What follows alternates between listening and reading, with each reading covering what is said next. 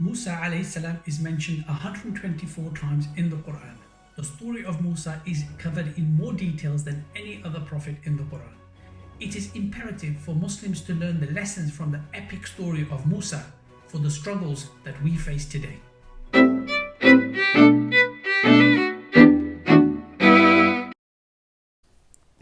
Assalamu alaikum wa rahmatullahi wa barakatuh. The story of Musa alayhi salam has so many lessons, it is amazing, just like the miracles he was given. The parallels with today's time are uncanny. The political tyranny, challenging a political superpower headed by a tyrant, the propaganda, the political violence, the oppression and the discrimination of an immigrant community. Egypt was hugely wealthy, powerful and more advanced than any civilization at the time. Firown was an absolute dictator. He oppressed and discriminated against Bani Israel, the dependents of Yaqub alayhi salam and his 12 sons. They had lived in Egypt for many generations. They numbered almost 600,000, yet they were still viewed as foreigners and outsiders, inferior to Egyptians and not to be trusted. A policy of divide and rule was used to keep Egyptian society divided, and yes, we can see all these descriptions applicable today. This story is narrated in detail in the Quran due to its importance and relevance to the final ummah, so that we can take heed and take hope from this story. Over the next few short presentations, I am going to pick out some events and incidents from the life of Musa alayhi salam and draw some lessons. We begin with the birth of Musa alayhi salam. ونريد أن نمن على الذين استضعفوا في الأرض ونجعلهم أئمة ونجعلهم الوارثين. Not only that, but Allah subhanahu wa ta'ala wanted to show Firown how futile his opposition was to Allah's plan. Firown had a dream, a very vivid dream. Maybe he knew about the dream a previous Egyptian king had, which Yusuf alayhi salam had translated and saved his land from famine. He got his experts to translate the dream of a fire that came from Jerusalem and burnt all the houses in Egypt, except the houses of Banu Israel. So Firown was told, a boy will be born to them, and the Egyptians will perish. So Firown issued a decree to slay every boy child born to Bani Israel. But then, who would work? Who would be the slaves? Who would be the servants?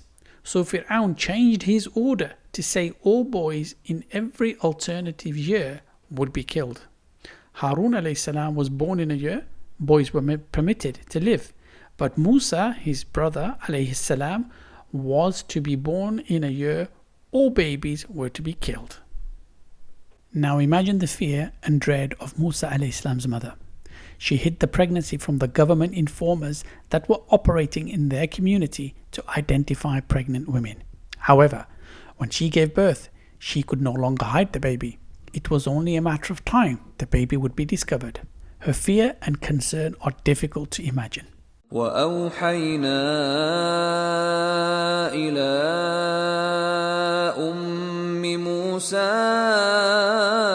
أن أرضعيه فإذا خفت عليه فألقيه في اليم ولا تخافي ولا تحزني إنا رادوه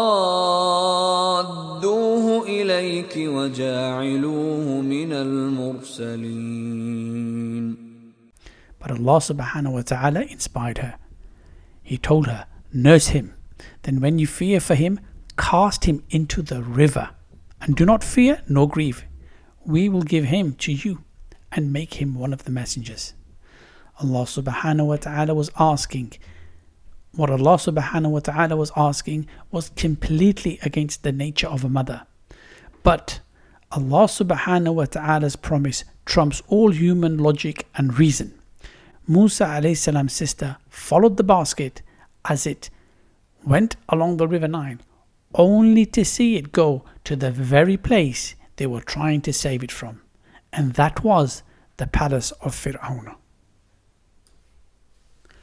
In the morning of the next day, the mother of Musa alayhi salam was heartbroken and was on the verge of disclosing the identity of the baby that had gone to the palace. But Allah subhanahu wa ta'ala strengthened her just a little while longer. Now Allah subhanahu wa ta'ala put the love of the baby in the heart of Lady Asiya, the wife of Firown, and she pleaded with Firown to keep the baby, and to that he agreed. And Allah subhanahu wa ta'ala makes Firown complicit in his own downfall to add to his humiliation. The baby was hungry and it wouldn't take feed from any woman. Now Musa's sister had followed the basket to the palace and suggested to Lady Asiya that she knew of a woman who may be able to feed the baby. So in desperation, they went to this house. So when they arrived to the house, the baby immediately took feed from its mother. Lady Asiya agreed to bring the baby daily to the house under royal guard and pay Musa's mother for feeding the baby. So now, not only has Allah subhanahu wa ta'ala fulfilled his promise to the mother of Musa immediately, he has provided the best protection for the baby and has brought rizq for the whole family. So let's reflect on this first part of the story. Regardless of how bleak the reality may seem, and regardless how badly the odds are stacked against you, regardless of how powerful your opponent may seem, the first lesson in the epic story of Musa alayhi salam is, if you trust in the promise of Allah, Allah will of surety grant you a way out. The promise of Allah subhanahu wa ta'ala is no match for any superpower.